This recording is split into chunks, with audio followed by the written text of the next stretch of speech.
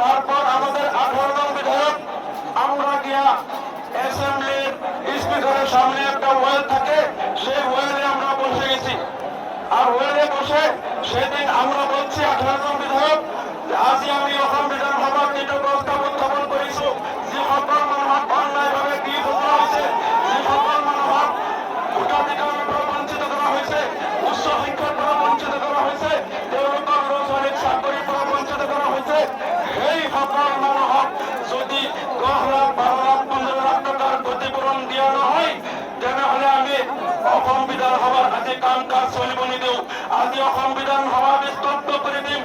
আমরা 18 জন বিধায়ক স্পিকারের সামনে বসে সেই দিন আসাম বিধানসভায় আমরা সেদিন স্তব্ধ করে দিয়েছিলাম।